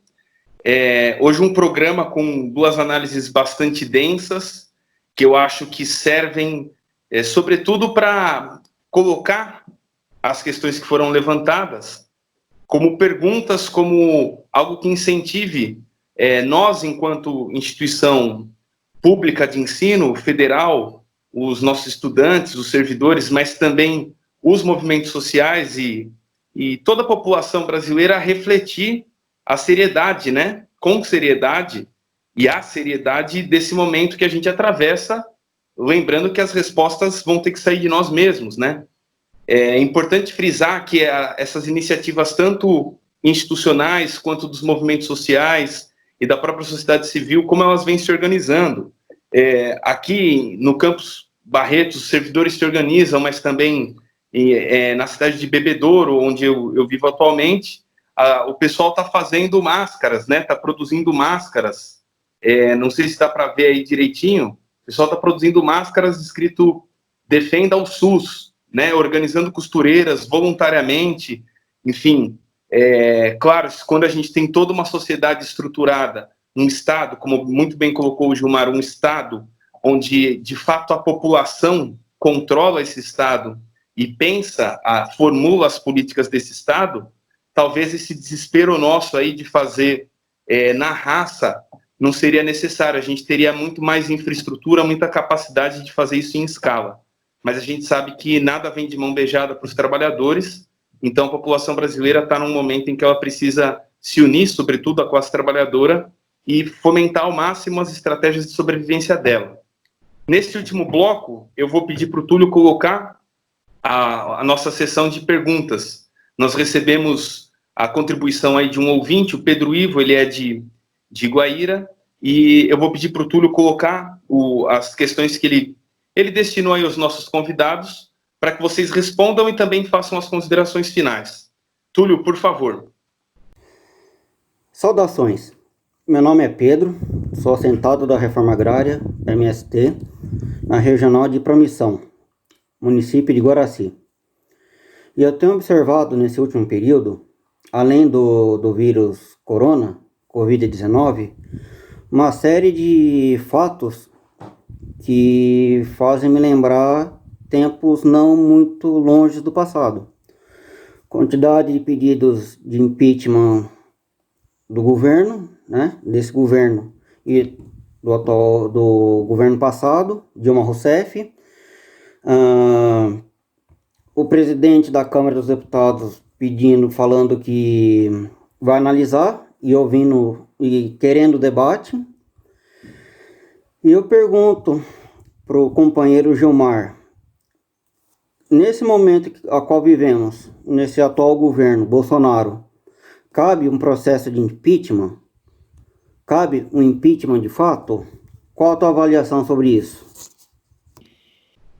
Obrigado, Pedro. Obrigado pela sua pergunta. O Pedro fez também mais uma pergunta destinada ao professor Wilson.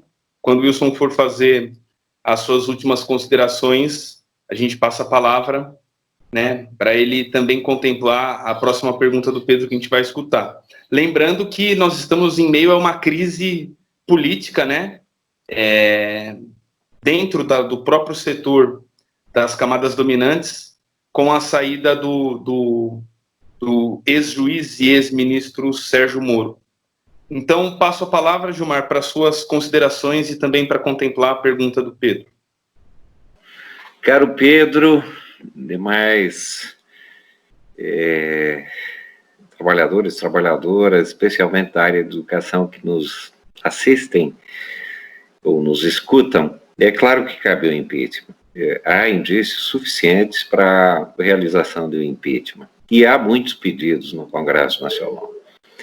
O que está se discutindo hoje, em vários setores, seja juristas e na esquerda, é que um impeachment que retire simplesmente o Bolsonaro e deixe o Mourão seria a continuidade praticamente do mesmo governo.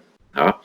Então está se discutindo, há também outros pedidos no STF, o próprio ministro do STF, agora esqueci o nome, me fugiu, mas o Melo, aceitou uma denúncia de investigação acerca do Bolsonaro. Então, e há indícios, a própria delação premiada do Moro, de alguma forma, dá indícios que poderia ser cassada até a chapa.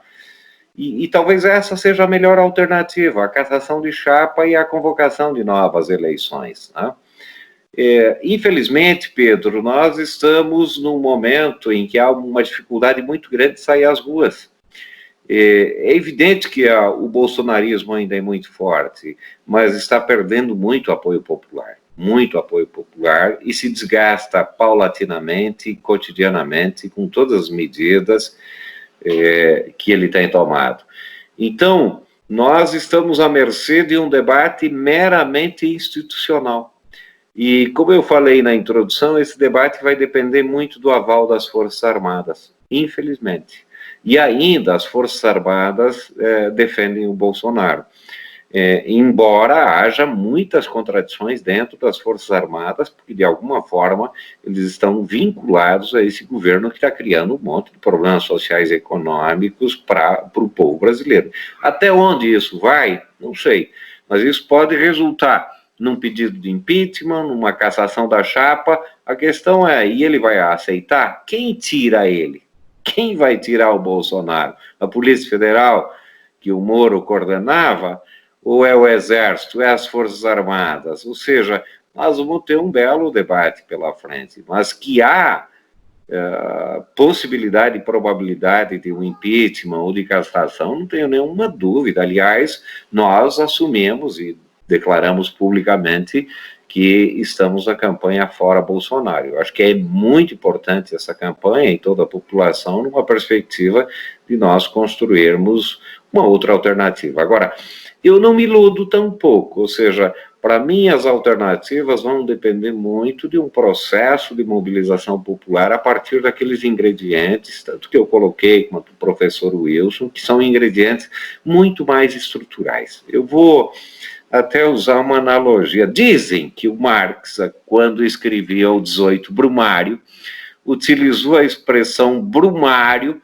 em função do outono francês, as brumas, névoas existentes. Há quem diga que não, que tem a ver com a mudança do calendário gregoriano e tal, mas eu gosto da expressão brumário. Eu acho que nós estamos num momento, e convocaria toda a comunidade acadêmica a isso, de soprar a névoa, as brumas, para nós tentar entender com profundidade as questões que se dão na infraestrutura e na estrutura. Tá? Às vezes a superestrutura, a troca de ministros aqui e acolá, escamoteiam os reais movimentos que ocorrem na infraestrutura. Assim como no 18 Brumário, aliás, uma bela leitura para esse momento de crise, que é uma bela análise de conjuntura que o Marx fez naquele momento. Por fim, Christian, professor Wilson, tenho dito, e outro dia participei também fazendo uma análise de conjuntura para a PUESP, onde estiveram mais de 600 conselheiros ouvindo, e foi nessa direção que apresentamos hoje. Tenho dito o seguinte: os professores nos ajudaram a superar a ignorância das letras. Nós estamos num momento que nós precisamos muito de professores e professoras para ajudar a superar a ignorância política. Amplo sentido. Tá? Seja em termos da questão da ciência, seja em termos agora de resolver as questões da pandemia, mas principalmente de nos ajudar num processo de formação política mais ampla. Né? Eu acho que vocês vão ter um papel muitíssimo importante no próximo período. Muitíssimo importante. E esse papel, evidentemente, ele será decisivo se efetivamente a comunidade acadêmica, estudantes, enfim, as universidades, institutos federais nos ajudarem nessa compreensão profunda da realidade e principalmente apontar para saídas efetivas para toda a humanidade. Eu não acredito, volto a reprisar, não vai ser um neo-keynesianismo. Há quem fale até em guerra como alternativa econômica no próximo período, não está descartado uma guerra, evidentemente, mas se nós voltarmos a produzir o que produzíamos, a humanidade não vai aguentar. E possíveis novas pandemias ocorrem. É só nós verificarmos como é que se dá a produção agrícola, as commodities agrícolas, a forma de produção no mundo, o planeta não aguenta. Então, por fim, quero convocá-las Nós estamos construindo em São Paulo, a ideia é que seja um movimento em nível nacional, nós estamos chamando de Fórum Popular da Natureza, para debater as várias questões, entendendo natureza, não separado do ser humano, mas o ser humano dentro da natureza e um novo projeto, numa perspectiva de sustentabilidade, de preservação, mas que aponte para um outro tipo de sociabilidade. E eu acho, e concluo com isso, que vocês terão um papel muito importante. E, claro, o nosso movimento agora, nesse momento, nós estamos prestando a nossa solidariedade. Evidentemente, não vamos conseguir resolver os problemas de fome e de miséria de todo mundo, mas nós estamos arrecadando comida, distribuindo comida, enfim. O nosso movimento tem duas coisas que são fundamentais. Uma, a solidariedade é um princípio, é um dos valores mais bonitos que nós temos, e o internacionalismo também é um valor muito importante e muito necessário para enfrentar a ordem do capital em escala planetária.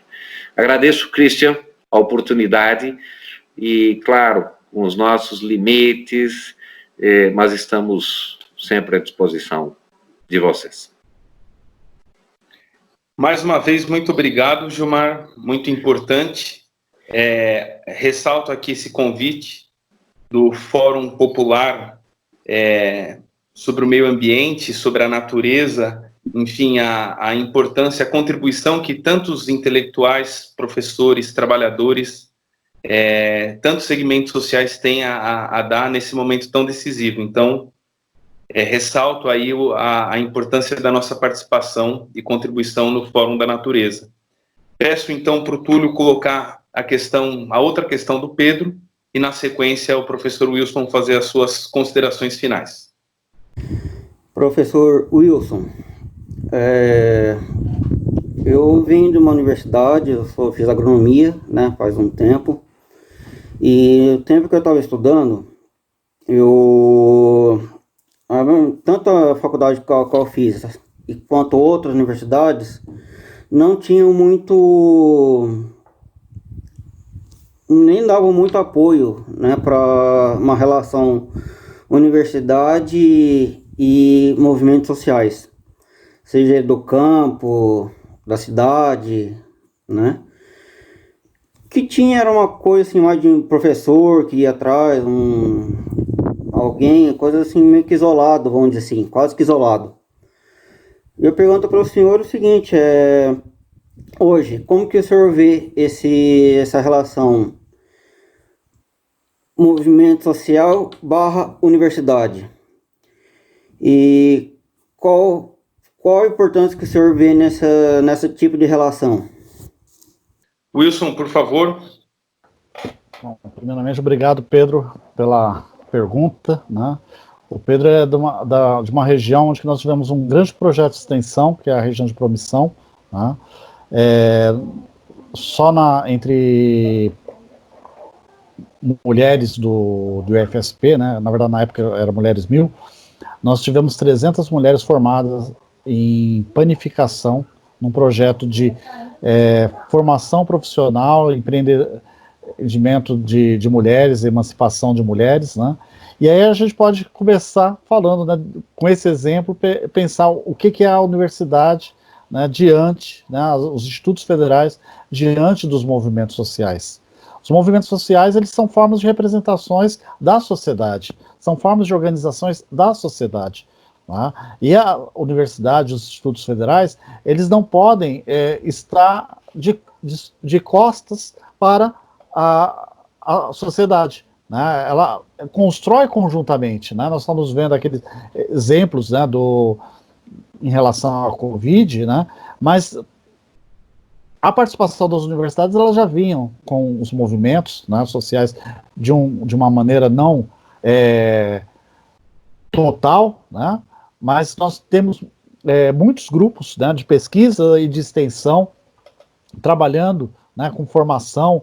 Nós tínhamos um programa nacional que era o Pronera, né, que era um programa de formação, né, de educação para o trabalhador do campo, os filhos dos trabalhadores do campo, né, que infelizmente não deu prosseguimento agora nesse último governo, né, onde nós tivemos o Gilmar sabe bem, né, quantos trabalhadores do campo puderam ter a formação não só na área dos recursos naturais ali da terra, mas psicologia, direito, medicina, né, por meio do Pronera. Então, a universidade e os institutos federais, eles têm que ter um olhar especial àqueles que estão em vulnerabilidade, tem que ter um olhar especial àqueles que não estão adentrando, para que eles possam adentrar, e mesmo aqueles que não adentram a universidade, que eles possam, de alguma maneira, participar daquele produto que a universidade faz, porque é a contribuição desses cidadãos, de todos nós, né? O que paga as universidades públicas, o que paga nós, servidores públicos, são os impostos de todos nós, cidadãos. Então, deve retornar de alguma maneira. Como eu falei no início da minha fala do primeiro bloco, né, as universidades contribuem e contribuíram muito com o capital, mas ela também tem que contribuir, né, com a população no geral, com os vários grupos e os movimentos sociais que estão entre eles. Né? A gente tem que ter parceria, a questão, pegando aqui a questão do movimentos dos trabalhadores sem terra, a agroecologia, né, ela tem que ser trabalhada nas universidades, né, as universidades e os institutos que têm cursos na área agrícola, tem que trabalhar a questão da agroecologia, tem que trabalhar a questão da agrofloresta, como que nós podemos contribuir com a sociedade, com o nosso município ali para fazer planejamentos de agrofloresta dentro do município. Né? É importante que os institutos e as universidades eles trabalhem com isso. As organizações do mundo do trabalho, como eu terminei a minha fala, ela tem que ser revista, e as universidades elas podem contribuir com isso. Né? Quando a gente tem um programa, como o nosso programa Paul Singer, que é o Programa de Economia Solidária do Instituto Federal de São Paulo, né, programa de extensão, a ideia é que nós possamos pensar uma nova maneira de que a renda não seja concentrada, que a gente possa ter o alimento chegando, a organização do trabalho ali sendo feito, mas de uma outra forma. Então a universidade, ela pode contribuir, ela aprende muito com esses movimentos. No caso da extensão, principalmente, né, mas isso também se dá por meio da pesquisa e a questão do ensino, como eu falei aí do Pronera. Pra você ter uma ideia, Pedro, o primeiro livro que o Paulo Freire escreveu no exílio, né, é Extensão ou Comunicação, foi no Chile, em 1973, se eu não me engano, não, 1969, que ele escreve lá no exílio no Chile, que ele vai questionar a questão da extensão agrícola, né, o papel da extensão agrícola, do camponês, como a universidade ela pode se relacionar, e que ela não deve ir lá para jogar as coisas como se eles não soubessem nada, mas ela aprende muito, né, e aí que ele fala que a educação é diálogo, né, é uma troca de saberes. Então, quando a universidade ela vai ao movimento social, quando ela se engaja ali, ela não está indo para ensiná-los a trabalhar, não. A gente tem muito que aprender, né, com a organização, com o trabalho desenvolvido nos movimentos sociais. Né? Eu vou te indicar um livro, né? Eu até, quando vi a pergunta, eu achei muito curioso, porque eu estava revendo esse livro aqui, que é do Henrique Tarran Novaes, Reatando um Fio Interrompido, a relação universidade e movimentos sociais na América Latina. Né? Eu mencionei a questão da reforma de Córdoba, né? A importância dela da universidade se olhar para dentro, mas olhar para fora. Né? Então a gente precisa rearticular isso, de nos olharmos. Eu acho que a pandemia, ela, por pior que ela seja, ela tem uma das lições essa, da gente olhar para dentro, olhar para fora, o que nós podemos contribuir, o que nós fazemos. Às vezes a gente estava propondo coisas dentro das nossas instituições que era aquilo que a gente estava reproduzindo do que nós aprendemos, do que nós trabalhamos no mercado, né? E que a gente precisa rever isso na nossa relação com esse mundo do trabalho que é muito mais amplo, vai além do mercado. Então os movimentos sociais, eles são importantes para que nós possamos nos identificar com a sociedade. E eu termino agradecendo mais uma vez, Christian, a oportunidade de fazer esse bate-papo aqui com o Gilmar, né, Túlio também, por estar aí. Um forte abraço a todos vocês, né, e agradecer a todos os nossos ouvintes aí que nos acompanharam até agora. Obrigado. Bom, eu fico muito feliz, acho que esse programa ele é uma metáfora do que é o diálogo, um dos possíveis diálogos, né, da universidade com os movimentos sociais. Claro que muito simplificado, porque a gente sabe que esse processo de aprendizado mútuo, ele é um processo prático também, mas aqui eu acho que esse programa eu dedico a essa metáfora desse encontro tão necessário e tão importante para a gente desenvolver, né? Ouvindo as perspectivas, com bastante liberdade de interpretação e, sobretudo, com o espírito de levar esses questionamentos adiante, né? Eu vou pedir pela última vez para os nossos ouvintes compartilharem o link da rádio, para os nossos espectadores, sobretudo, se inscreverem na nossa página de YouTube. É fundamental que a gente consiga, como o Gilmar colocou, criar canais alternativos de comunicação enquanto esses monopólios, infelizmente, tomam conta da comunicação que é pública, né? Então é fundamental essa nossa auto-organização para fortalecer os nossos próprios canais de comunicação.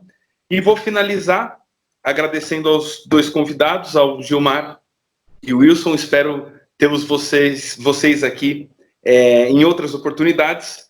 E vou sugerir a minha música de encerramento, uma homenagem à população brasileira, mas sobretudo aos trabalhadores do campo. Uma música muito bonita e que, enfim, é do Milton Nascimento e do Chico Buarque, mas como o Chico já foi contemplado hoje na própria voz, eu vou pedir para o Túlio colocar como encerramento O Cio da Terra, na voz de Pena Branca e Chavantinho. Boa noite.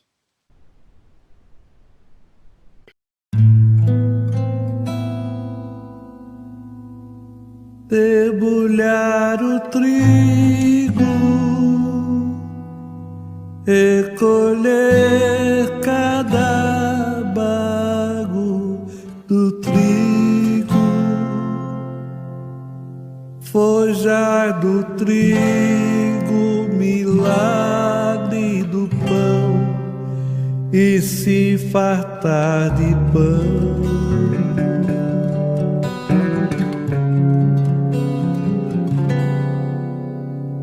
Descer para a cana, recolher a garapa da cana, roubar da cana a doçura do mel, se lambuzar de mel.